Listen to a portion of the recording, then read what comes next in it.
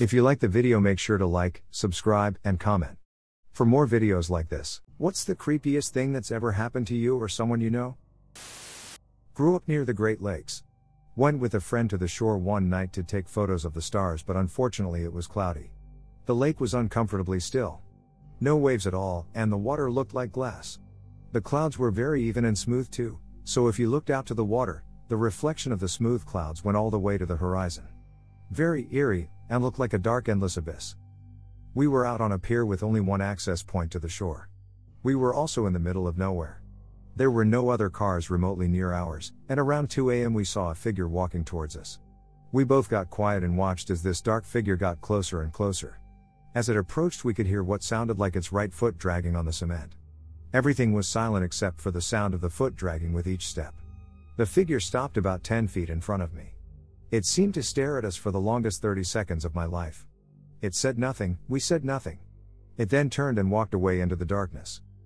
The only light that was in the area was a street light at the end of the pier. We watched that street light for about an hour and nobody crossed under it. We were scared to walk back, in case whatever that was happened to still be outside. We slowly walked back, checking the sides of the pier and down to the water as we walked. There was nothing. Nobody. Just us. Still can't explain what we saw that night. I was hunting antelope out in the northern part of the Red Desert. I'd been out there all day and was a good 40 to 50 miles from the highway. For those that don't know, this is probably the most desolate area of the entire lower 48. Anyway, I'd been out all day and hadn't seen another person or vehicle. So I shot my antelope and I was walking out to where it dropped, and I see several miles off in the distance a very bright light moving fast towards me over the sagebrush. I shrug it off because I thought maybe it was a game warden in a side-by-side who heard my shot and was coming to check my tags. I was kind of excited to actually talk to someone, maybe even get him to take my picture with my kill lol. As I reach the antelope, I look up again for the light and my heart sinks. This light is moving 100 plus miles per hour and I can see that it is not some kind of vehicle. The light appears to be flying towards me. Also, it's about a mile out and it's dead silent, no motor sounds. I'm thoroughly spooked at this point and I keep watching as the light dives down behind some sagebrush within 1 mile of me and disappears. In this moment I squat down and tie the tag on the antelope and prepare to field dress it because it will be lighter with the guts out and I can get back to my truck quicker because fuck whatever that was that I just saw. So I look back up after tying the tag on, 15 seconds or so, and the light is now moving away from me again at 100 plus mile per hour, and in that 15 seconds it covered probably 3 to 4 miles distance. I finish up gutting and basically run/drag the antelope back to my truck. My heart nearly exploded from the effort and from how spooked I was. I got the hell out of there, didn't see another vehicle until I got back to the highway. Got home and told my wife about it and she took my picture posing with the antelope, and you can see it in my face, it looks like I saw a ghost lol. I have no clue what it was that I saw that day. Other people have said they've seen similar things out there. This happened about 3 years ago or so. I was sitting in the kitchen, and it was around 10 p.m. or so. I heard a really loud thump in the basement. I live alone with 2 dogs, so any sound is somewhat frightening to me. So, as I'm walking down the stairs to the basement, I hear the thumping again, in an oddly rhythmic pattern. I creak open the door into the basement bedroom, and I see my dog is just ramming his head and body into the wall, over and over. I can't explain to you how shockingly unnatural looking it was. It looked like he was controlled or something. I called him over, and he stopped and came upstairs with me. 3 hours later, I hear the thumping again. I get out of bed again, however, when I went down to check it, it was my other dog that was ramming his head into the wall. It was like he was possessed. Scared the cheese out of me. Since then, nothing like that has happened, but what an unexplainable event. I'm a biologist that often has to do field work surveying unmaintained private properties in the middle of nowhere. Long story short, we find a body face up in a stream deep in a thickly wooded wetland. The body looks several months old, at least. No clothes, no tools, no shelter, nothing nearby to suggest who he is or how he got there. We couldn't even tell race or gender from what we saw. We call the police and they immediately tell us it's probably the missing person who ditched his car nearby. They apparently searched for weeks with dogs, horses, and ATVs but didn't find any sign of the guy. All they found was his family car loaded with cash and a handgun. They also tell us he seemed to be running from someone or something, real or imagined, they weren't sure. Apparently the man didn't even close his car door, Just ditched it at a rail crossing and took off running into the woods in a tremendous hurry. I find his clothes about 30 yards up the stream bank from where the body was found. His pants were neatly folded and placed on top of his nice brown loafers, underpants and socks on top of those. He placed his glasses atop his socks, very orderly and in a nice pile. His shirt and undershirt were hanging from a tree branch right above those as if to dry. I mean, the whole thing creeps me out even a year on. But what unsettles me is the fact that he ran from his family, drove several hours from his home, ditched his car, and fought a mile through briars and thick woods only to stop and carefully fold and hang his clothes before meeting his end. I look him up every now and then and still can't find any more info about what happened or why. I live on a reserve in Canada, so a very rural area. One night at about 3 a.m. my dog started viciously barking. I went to tend to the baby while my husband jumped out of bed and raced to the door where he was met by a man who was really badly beaten up and extremely drunk. My husband said when he came around the corner to the kitchen he saw him looking in the window on the door. The man started hysterically crying and saying his friends did this and dumped him out of their car. My husband tried asking him about where he came from because, like I said, our area is very rural, we're mostly surrounded by field. My husband finally got an address out of him and drove him home. I said he was crazy for doing it, but because we had a new baby and the guy was so drunk, my husband just wanted him gone. He took him home and that was the end of that, but it definitely got our adrenaline going and was not what we expected to see at 3 a.m. I was at my uncle's house in some countryside with my sister and we were playing hide and seek. My uncle went out to buy some food for us. I was hiding downstairs in this weird closet/attic thing I found. I heard a little banging noise and got a little spooked. I then chalked it up to a little rat or something and continued to hide. I then heard a snore and a groan. I immediately got out and ran to my sister. We both sat at the door together, crying, until my uncle got home. My uncle just laughed it off and we were relieved. A decade later, an old man's dead body was found when my uncle tried to sell the house. It was revealed he was squatting there for almost a decade and he had written in a notebook how he was going to kill my uncle and keep the home for himself, and I think that would have happened if he didn't die. My old bedroom is right next to the front door of the house, same floor too, so I often see people coming up to the door and can go greet them easily or see any deliveries. A few years ago we got ding-dong ditched, do they still call it that? A few kids ran up to our door at 9 p.m., slammed on the door and then ran into the woods across the street. I own some powerful flashlights, spotted them easily, and told them to get the hell out of my sight. They did it an hour later and I heard them coming up to the door and laugh as they ran away. We called non-emergency number and it turns out an officer was already coming out here because we weren't the first to call. Here's where the creepy part comes in. Now it's 2 nights later, no issues the night before. It's about 2 a.m. now, I'm still awake lying in bed, and I hear heavy footsteps approach the door followed by slamming on it and someone running away. I was nowhere near falling asleep and could tell it was a hell of a lot louder than the kids who pranked us a few nights before. I also took note that there was a single set of footsteps and no laughing children this time. We called non-emergency again and they sent a patrol car quickly. One officer came to our door to talk while the other went around the house to see if someone was hiding in our yard. Turns out it could have been someone trying to break in because our area was having issues with burglaries. They prank you to see if you're home. If you answer the door, then someone is home and they pick another house. If no one answers, then it's safe to break in.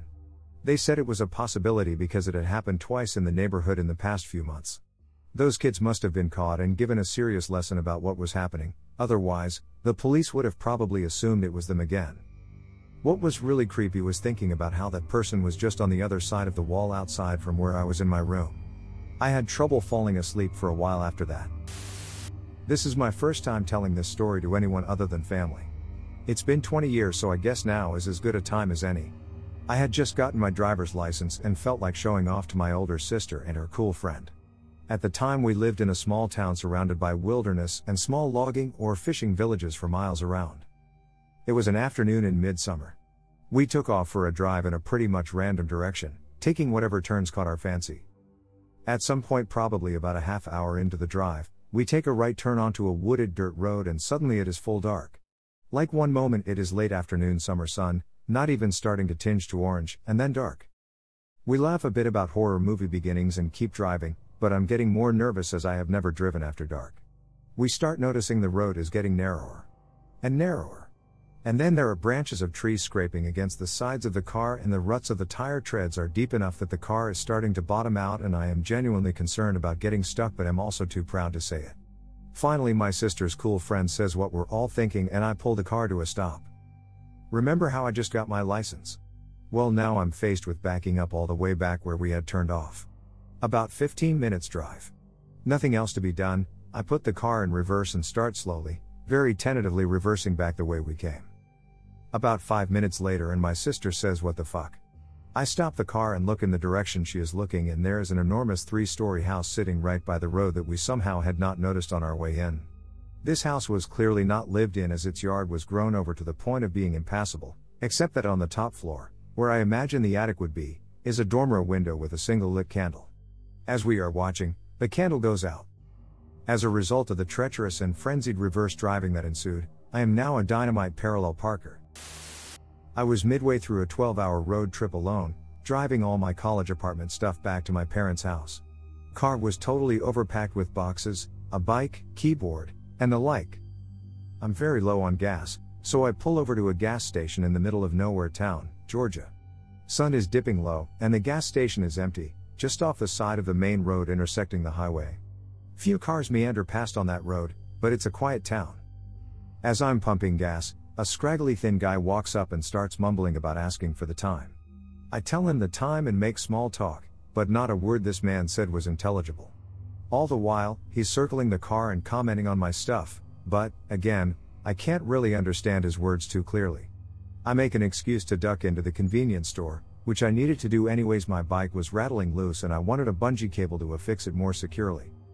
As I go into the store and search for a cable, I notice Scraggly Man also entered, and he's now talking with the clerk of the store. On a scale of 1 to meth, the Scraggly Man was like a 8.5, but she's hardly even a 5 on that scale. Much more trustworthy, while something about that guy gave me the creeps. Anyways, I find my cable, and as I approach the register, she makes small talk about noting my car overpacked and asked if I was moving somewhere, all the like. She asks about the cable and I explain it's to secure my bike more firmly. She then tells me I should drive my car behind the gas station and they'll help me tie it up tight. Speaking in the plural, implying what I kinda already deduced, she and the man are associates somehow. Again, my car is just outside the window of the shop, in clear view of the main road. She tells me I should drive it behind the building, where nobody could see it, for them to help me tie it up. As though that help couldn't be done in the normal refueling area. At this point, my GTFO meter is maxing out at 3.4 dungeons, so I thank her but tell her I'll be okay, and then I practically jog to my car and get in, locking the doors immediately. As I leave, I watch through the window as the woman and man are in a very animated conversation, gesticulating towards my fleeing vehicle. Could I have been paranoidly misreading these people because they kinda look like meth heads? Sure. But making an offer that's sketchy is not a very normal thing to do. When I was 12, my family and I went to Sam's Club. Being a little asshole, I decided that I didn't want to walk with my family, so I wandered around looking at clothes and books. An employee kept watching me. Like staring really bad. I figured he thought I was going to steal, so I smiled at him so he knew I wasn't bad. He smiled back. He kept checking me out though, and asked me how old I was. We talked about my favorite books and video games. I remember being uncomfortable but couldn't figure out why, because he was super nice to me.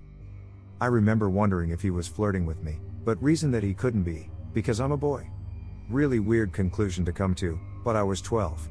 I genuinely thought he was just interested in my favorite video games. The conversation died down and I decided I needed to piss, so I went into the bathroom. Less than 10 seconds later and the restroom door opens. The guy stands in front of my stall, even though there were empty ones. I recognize the guy's shoes as the employee's. I stand there for a couple minutes, done pissing, but really confused and kind of scared. I thought he followed me because he thought I was stealing. Then the guy held a camera over the stall door and took a picture of me. Like real quick, 1 or 2 pictures of me just fucking standing there looking up at the camera. My dick wasn't out or anything. Just me. In the bathroom. Someone else came in and he immediately went to the sink and started washing his hands like he just finished using the bathroom. Then he left.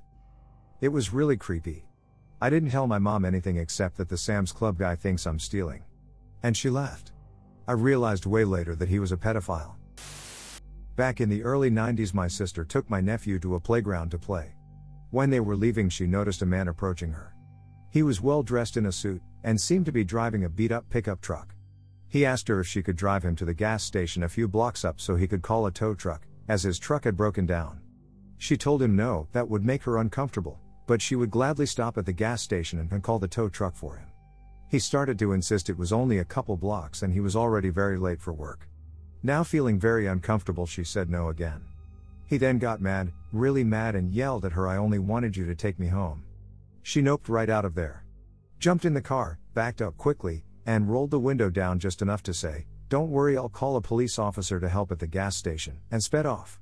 She did stop at the gas station, call the police, and return to the park with the police officer. The guy and his truck were nowhere to be found. I was 11 and my brother was 4.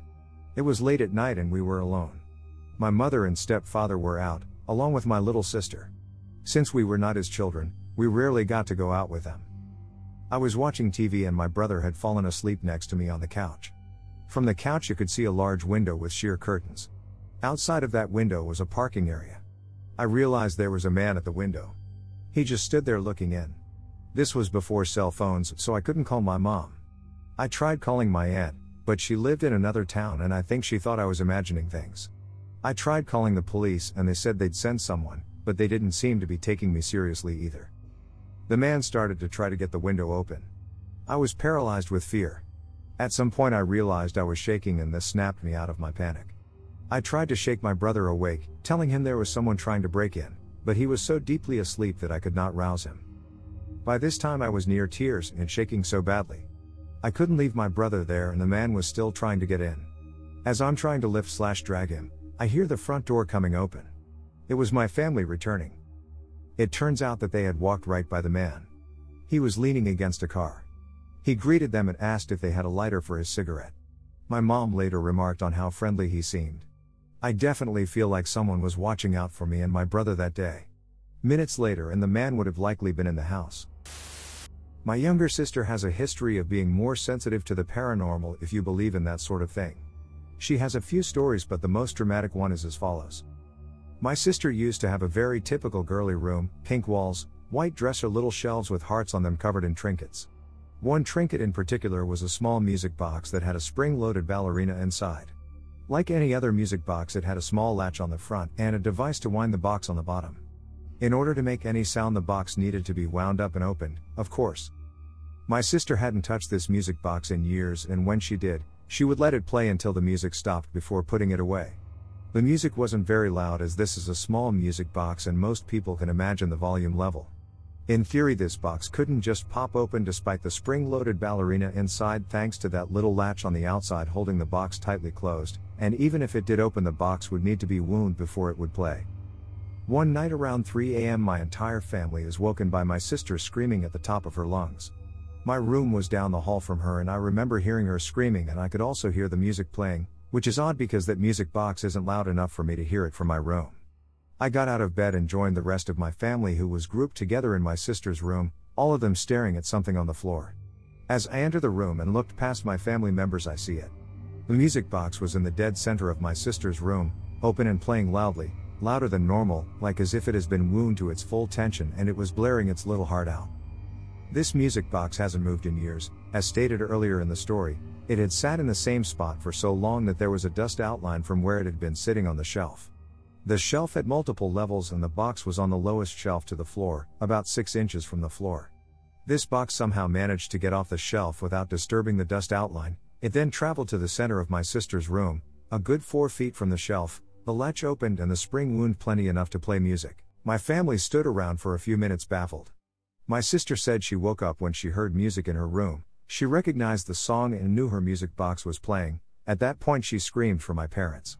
She didn't hear anything fall from a shelf or move in her room prior to the music. After listening to my sister's explanation, my mom picked up the music box, closed it and started trying to get it to accidentally open. She tried shaking it, dropping it from over her head and rolling it on the floor. Nothing could get that little latch to pop open. She even tried unlatching the box to see if the ballerina inside had enough strength to open the lid. Nope, nothing. We still to this day have no idea how it happened or how the music box managed to move so far from the shelf. It never happened again and my sister has no history of doing things in her sleep. It was a truly strange occurrence in my household. I live in a semi-rural area where it's still common to have people hitchhiking to and from the nearby city, either on the road or posting on the community Facebook page and having people offer to pick them up if they're waiting on the road when they pass on their commute. I've stopped to help people in the past, with no negative experiences. It was big news when a local woman stopped to help a man in a white pickup with a flat tire. He tried to reach through the window to strangle her, but her brother was in the back seat and was able to break the attacker's grip. She posted about this on the community page. 2 months later, I'm on my way home from a swing shift about 11 p.m. and it's raining. I see a guy with his shoulders hunched against the wind, slowly walking away from a small sedan car with hazard lights flashing. He gave me the creeps, and I thought of the warning I'd gotten months before. It was several miles to the closest gas station and at least 2 to the closest house with a phone. I felt so guilty, but I kept driving. I couldn't sleep that night for thinking about the dude I'd left out in 40 degrees rain. I found out about a week later that about 10 minutes after I'd passed, the police stopped to help him. They checked the car before going to talk to him and discovered blood coating the inside of the car's smashed dashboard. This guy had murdered 2 women since his attack on the woman he lured with his white truck, and he'd stolen one of his victims' car to use after the warning about his white truck was posted online. That asshole was walking around in the rain trying to look pathetic and miserable to bring in his next victim. Was staying at a 13th century manor in Devon, UK with my family whilst my mum visited friends. I was about 10 and was pretty chill. Now this manor was built in the 1300s and burnt down in the 1500s and was rebuilt. It had that whole creepy deer's heads on the wall, low ceiling, smells like a museum vibe. I was totally scared that it was haunted. We got there pretty late and we went to bed. I shared a room with my older brother and younger sister and my parents were in another room along the corridor. So as I'm there I just get more and more scared. The next morning I went to wash my hands in the bathroom. I looked in the mirror and said ghosts aren't real out loud. For what reason I don't know, but as soon as I said that the entire mirror went frosty, like condensation over the entire thing. Instantly 0 to 100 super quick. I still can't comprehend how. I immediately booked it out the bathroom and down the stairs. I think my feet only made contact with about 2 steps on the way down. I was literally jumping down them. Even now, I can't explain why it happened. Was it my breath? Was it a hot tap? Did I imagine it? But I keep remembering, I was about 2 foot away from the mirror so it couldn't have been my breath. I was also using the cold tap so it couldn't have steamed up the mirror. Even if I am recollecting this wrong, my breath and the tap could not instantly steam a whole mirror up into every corner. Freaks me out. In 2010 I was outside late at night with 2 friends, 3 guys all around 20 yo. We were sitting on a small playground late at night between a couple of big residential buildings. Must have been around 4 a.m. and really dark when we heard a noise behind us. We were laughing at first, then heard another sound which made us silent in seconds. We were looking at us, all freezed but still not sure what's behind us. After a couple of seconds pure silence, a friend of mine made some kind of whistle noise, which was answered by one of the craziest sounds/screams I'd ever heard. You even heard something running at us, which made us all start running in seconds. I don't know, something in our minds told us to GTFO, without even saying it. First we were talking about it for weeks, but when time passed by we more or less forgot about it. Half a year later we found out that a murder escaped from a local psychiatry and that there was arrest late at night just a few meters away from that playground.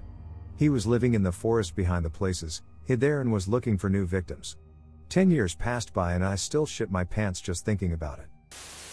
The house I rent has spooky things that happens inside. First thing I ever noticed was a dark shadow watching me in the front room. I passed it off at first. But then other things would happen. My oldest daughter says she has frequently heard voices in the ceiling above her room during the night. I've checked the attic space above her room, but there's nothing there. My other 2 kids have reported hearing knocking on their doors, but when they open it nobody is there. I have frequently felt a presence watching me. Especially in the front room and the hallway. My oldest once saw a silhouette, completely black, of a small person, 12-year-old kid perhaps, on the front window. She pulled the curtains back, and nobody was there. My middle child once got locked in the bathroom and couldn't open the door, although the doorknob was clearly unlocked. My personal creepiest. I woke up around 4 a.m. in my room, and heard footsteps go from the side of the bed. My wife was asleep onto the bathroom door, but then nothing. I thought she had gotten up, or maybe was sleepwalking. But when I turned, she was still there. At 6 a.m., when her alarm on her phone went off, her phone was by the bathroom door. All of these things happen mostly when we've had rain for a few days, usually between midnight and 6 a.m. And our neighborhood is on a slab of limestone. Lived in a haunted house when I was around 9 or 10, as far as I know it's still standing in Granite Falls, North Carolina down Peachtree Lane. When my family and I were there, it was my mom, dad, sister and I. We also had the family rabbit with us. Things didn't start off creepy or scary with the house, it was the neighbors that bothered us. They were all friends in our family, and we'd moved into the house their friend/family member had been evicted from, so they hated us from the start, as if we had anything to do with the previous people getting kicked out. But anyway, the creepy stuff with the house. It started as small things, something being misplaced, or moved, footsteps, that sort of stuff. Things gradually got worse, though. There'd be running in the house, dogs outside constantly barked at our house, and no one mentioned the weird things we'd see or hear in an attempt to not freak out the others. I'll tell what happened to me first, then go on to the rest of my family. At the end I'll link a vlog my sister had posted to YouTube regarding the house as well. The most mild things I can remember of the house, since this happened nearly 10 years ago now, would be the shadows of someone walking away through doorways whenever I'd turn to look. Mostly I'd just see a foot stepping away or hand moving behind the door frame. It got worse, though. One night, I'm playing in the dining area and get this feeling I'm being watched. I look up and my dad's Homer Simpson radio head was looking right at me. For those who don't know what this radio is like, it's a pain in the ass to get the eyes to face the same direction, since they're the radio knobs, volume and channel, let alone staring directly at me. I turned it away and went back to playing. A few minutes later the feeling came back stronger than before, but this time I had an urge to look to my right and towards the front windows. When I did, I think I had my first mild panic attack. In one of the 3 main windows of the living room, no one was there. My mom and sister had gone to get pizza for dinner. The light was off, but I could clearly see the silhouette of a person's head in one of the windows. I got up and ran to tell my dad, who was in the master bedroom a little to the left of where I was playing. He gets up and goes to check, since we think it's our neighbors looking in or trying to break in, since they'd threatened us with guns and stuff multiple times at this point. But when I followed my dad out, the head was completely gone. To this day, I have no idea if the head was inside the house or outside. Now for my main creepy/scary encounter in this house. I'd woken up, went to turn on the light, found that the power was out. I wake my sister, since she only slept during the day, later telling me she was scared to sleep at night because she thought the neighbors would try to break in and kill us or something, and she told me our parents had left to get the electricity transferred back to Michigan, where we had lived and were moving back to or something, so they wouldn't be back for a bit. So, I go to my room, get my game system, DS Lite, surprisingly I remember that, and went to my parents' room to lay on their bed to play my game.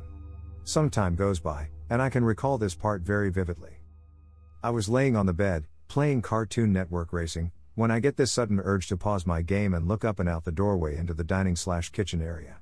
I do so, and as soon as I look up I literally froze with fear. Now, before this, I never understood how someone could freeze with fear, but after seeing what I did, I know. Standing a few feet from the doorway, there was this tall shadowy black figure. Though it wasn't transparent, it looked solid. There were lights and darks in the shape of it, and there were sunbeams going straight through the thing. Half of his face looked like it was blown off with a shotgun, some skin peeling away from the skull, held on by strands of flesh. He looked at me, and I felt like if I screamed I would have died. He turned, walked further into the kitchen, and after a while, not sure how long, I didn't feel frozen anymore. I remember taking a deep breath as if I was kept underwater or something. I got up, praying to whatever God would listen, that it wouldn't still be there. Luckily, it wasn't. I stepped out and hurried over to my rabbit, who was in her crate in the dining area, and it was obvious she'd seen it too. Her ears were straight up, eyes wide, in the back corner of her cage, breathing hard. I pet her for a moment, told her I'd be back, then ran to tell my sister what happened, crying I was so scared. She said I could play my game at the foot of her bed until our parents got back, so I did. Now, I'll tell a little bit of what my sister and dad had seen. My dad, while in the master bathroom getting ready for church one day, said he heard chanting outside our house. The cul-de-sac was surrounded by trees and forest, so it was coming from out in the woods somewhere behind the house, but he never checked into it since no one was ever in the woods. My sister had been hearing footsteps, child footsteps, either walking or running through the house before, another reason not to sleep at night. My cousin grew up in a fairly quiet town. This town consisted of Mennonite churches. There was not much to do, especially in the 80s and 90s in terms of being a teenager, so they spent time outdoors hiking or going to the lake. It sounds normal enough until the mid-90s. There had been some sexual assaults, but it seemed few and far in between, so there was little concern. It was only when the police had to respond to a murder that the town went into a frenzy. This later turned into multiple rapes and murders. It was one person, he was a serial rapist and murderer. Turns out my cousin and her friend was going to a movie and was going to meet up with other friends one night, well 4:30 to 5 p.m. in the summer months, so broad daylight. Well, as a strange twist of fate, my cousin's friend cancelled on her, so my cousin walked to the theater herself to meet with others. Mind you, no one had cell phones like current times. My cousin made it okay. Her friend, I guess, had a change of heart and tried to meet up with them half an hour later, but she didn't make it. The guy raped and killed her. Either way, my cousin would have been raped or killed if she would have left later, but could have also been raped and killed because she was by herself. You know what's creepy? She walked like 100 meters away from him as he was walking toward the little catwalk by her school where her friend was taken from. My family and I were on vacation in Hawaii and my best friend was with us. One evening him and I were going around this complex thing that was within this big resort area. You would hop on these buses and they'd drive you to different areas, like different shopping centers and stuff like that. It was dusk and so everyone was getting on a bus to head back to the main resort. Me and my buddy get on and are just hanging out watching this little kid in front of us play Pokemon, reminiscing about our childhoods. The bus pulls up to a stop and this woman gets on. Now this woman is beautiful, but like not just normally beautiful. This is the single most beautiful and perfect human being I've ever laid my eyes on, so much so that I honestly felt something was wrong. She didn't even act like she was beautiful, making her all the more attractive. Here comes the creepy part. Everyone was enthralled. This full bus, a solid 30 or more people, are all fixated on this woman. She walks about halfway down the bus and finds a seat, and every single person is looking at her. People in front of her turned around to look at her, everyone behind watched her. The bus driver was going, he was just staring. Then people started talking. My best friend is saying how he needs to talk to her. He needs to touch her. He needs to be near her. The 5-year-old kid in front of is talking to his mom about how he really wants to go touch her. His mom is nodding along, not paying attention, and neither of them are taking their eyes off her. The 80-year-old couple behind us can't stop staring at her and repeating how they need to get closer to her. The driver is driving now, but I can see his face in the big mirror above him and he's staring dead at her in the mirror, not watching the road at all and going insanely slow. My friend starts standing up and physically trying to walk towards her and I'm literally holding him down as he's getting more and more desperate to get closer to her, never taking his eyes off her. By this point I'm terrified. I'm saying a prayer, doing everything I can to not look at her, and focusing on holding my friend down while everyone around me hasn't taken their eyes off this woman for a single moment. She hasn't paid any mind to this at all, acting for all the world like she doesn't notice at all. I was legitimately thinking about trying to kick out the back window and jumping out when we finally pull up to the next stop, which is some big garage thing that very much looks like it's closed for the night. The woman gets up and causally walks out, and a solid 85% of the people on this bus scramble up and follow her out without taking their eyes off her. My friend is fighting me, frantically trying to follow her and repeating how he needs to follow her and be near her while almost the whole bus is following her like they're entranced. Even the bus driver starts to get up to follow her but ends up shaking his head and sitting back down looking confused. We sat at that bus stop at least twice as long as all the other ones, watching a herd of people follow this woman into an empty and closed-looking underground parking garage. There was people in that group that I know were staying in our resort that was another 6 or 7 stops further up. The 8 or 9 people left on this bus that didn't follow her just looked confused, like they didn't know where they were, and my friend continued talking about her nonstop for another solid half an hour. But once he came out of it he was terrified and confused. That was the single most terrifying experience I've had in my life, and I'm still convinced that she was some sort of siren-like demon or something. She was unnaturally beautiful and everyone was fucking captivated.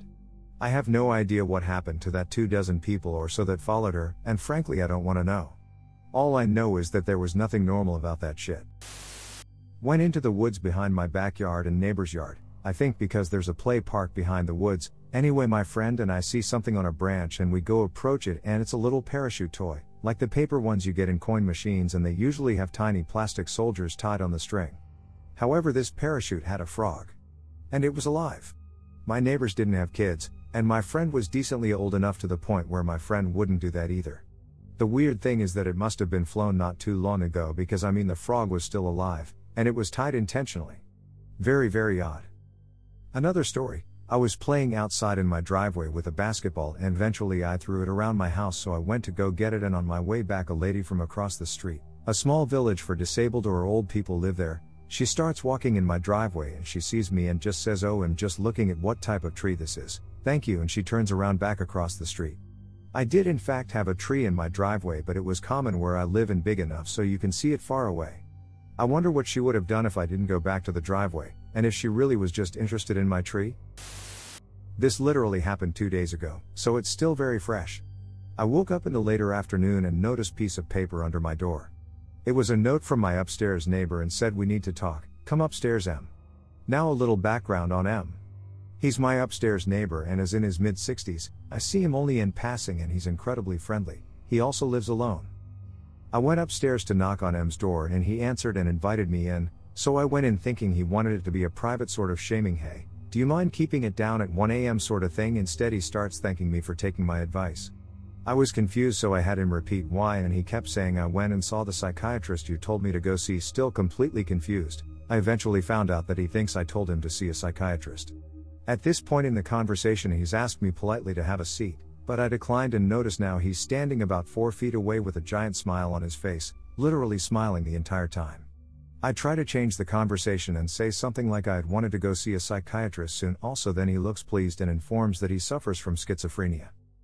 At this moment I realize that he's probably not taken his medication, and so I try to keep him calm and continue chit-chat. I back myself up to the door and make up a lie about needing to go back to self-quarantine because I don't like being around anyone right now, and suddenly as those words leave my lips, his smile drops. He tilts his head down and has looked up at me with his eyes. I then notice that he's had his hands in his pockets this entire time, not moving, but just in his pockets like he's holding something. I grab the doorknob to let myself out and it just rotates, but doesn't open. M then chuckles and says everyone has that problem when they visit. He then moves towards me and my eyes are glued on his hand as they come out of his pocket, but he isn't holding anything and he opens the door for me. I get out and quickly and say, "I got a jet, sorry man," and as I'm walking downstairs I see that he's walked out of his door and is just watching me smiling. When I was around 10 or 11 I went to a school camp in New Zealand. We were all a little excited each bedtime. Me and my friends were in YR6, 5th grade I believe for the Americans, don't know if I'm right. Anyway, it was October during this time, and some kids were bummed out that we weren't going to Halloween. The camp owners then thought it was a great idea to make some joke about how this old homeless World War II veteran, we were in an area that was infamous in New Zealand as a base to protect from the possible Japanese invasion, and the camp owner said he would shoot children if he saw them out at night. This completely scared the crap out of all of us. But it got worse. They planned for us to do a Burma trail the night before Halloween, which is something you normally do at night, and follow this rope around in the bush. Anyways, the night came, and my group then went in first. Some kids were crying, as we didn't have any flashlights, otherwise it would ruin the immersion. Some kid then accidentally tripped on a root in the ground, and landing in a small pond. We all laughed until we heard a snap. A twig snap. Then a grunt. And a shout. The rest of the guys, including me, ran off down the rest of the trail, screaming. What we didn't know was that we had left the other guy who was stuck in the pond. The adults at the other end all just laughed, as the supervisors all stood at the end waiting for a scare. At this point we were all shaking, and one kid passed out. One kid then said to the supervisor that the kid who tripped over wasn't with us. They canceled the Burma Trail activity, and went on the hunt to find him. He wasn't found until 12 at night, where he was hiding in a bush whimpering. According to one of my friend's dad, who was one of the supervisors, said that he was unresponsive and shaking to the bone. He also apparently had big scratches on his body, especially on the face. He went home after that incident. We didn't know if he really saw the crazy veteran, or some supervisor scared him. Unfortunately, he was diagnosed with epilepsy after the incident. And he would have these mad seizures all the time when somebody told him about the trip. I grew up in a very small, very rural town in the southwest corner of California's Central Valley. I know when most people think of California, they think freeways, beaches and people. In my case, there were areas I could drive to and be 30 miles from the nearest person. When I was 17 years old, my best friend and I decided we'd take his pickup truck southwest out of town, over the Temblor mountain range, and into the vast Carasso Plains, a prehistoric dry lake that ran 35 miles east/west and 10 miles north/south. We stopped for a moment at the crest, about 4,000, and surveyed the giant valley below us. It was a clear late night, around midnight, and far down below, we both saw a small orange flicker. Maybe 2 to 3 miles, as the crow flies, from our vantage point. It took 15 minutes to get there in 4WD, down the backside of the mountain. When we arrived, we found that it was the burning embers of a fire. No fire pit, no tire tracks, no people. I took out a large spotlight, plugged it into the cigarette lighter plug, opened the passenger window and illuminated the immediate area in a 360 degrees pattern. Nothing. Nobody. Not a bush, not a tree, nothing but flat, even dry lake bed. I brought the light back into the cab, and we positioned the truck to spin the rear tires to choke out the fire. My buddy was a literal Boy Scout. When my head came back to a level position, I saw him. Let me take a step back here for a second and explain something about southwest Kern County in the mid-90s. It was white. In my community of 25,000, we had one black family that lived in town. One. Less than 50 years before that time, it was common knowledge not to let the sun set on your black ass in Taft. There was actually a sign on the road into town. A long history of racism, violence, and overall bigotry to this day hangs over the area. Back to the lake bed. I saw him. The largest human man I had ever seen. Black, between 6'4" and 6'7", muscular, naked except for a pair of undersized denim shorts that I remember looking ripped. He was staring directly at me, not an arm's length from me outside the passenger window. He was almost smiling at me, but it was a wide eyes, dangerous smile. I looked at me friend and started to yell go go go, and from the look on his face, I was certain he saw the same thing I did. The truck took off in a giant cloud of dust. I shouted, "Did you see that?" And his response was something like, "WTF, you scared the shit out of me, what is wrong?" I sunk. I knew what I saw, I wasn't crazy, and I wasn't high or drunk. I explained exactly what I saw, in great detail. I was pretty sure he believed me. Here's the kicker, there are at least 200 different ways to get into town from where we were. Several dirt roads, mountain roads, long ways around from either side, etc. My buddy drove fast back to town, and we came in a different way than we left. In all, it took nearly 40 minutes to see the lights of town. Still driving fast, we came around a turn on the paved road down the foothills into the south side of town, and it happened. The same man stepped out from behind a row of tumbleweeds along the side of the road onto the shoulder. Still nearly unclothed, staring at us both. As we passed, both of our necks jerking backward to continue looking at the man as he very purposefully wagged his index finger at us in that Dennis Nedry style. "Please tell me you saw that." I remember saying to my buddy.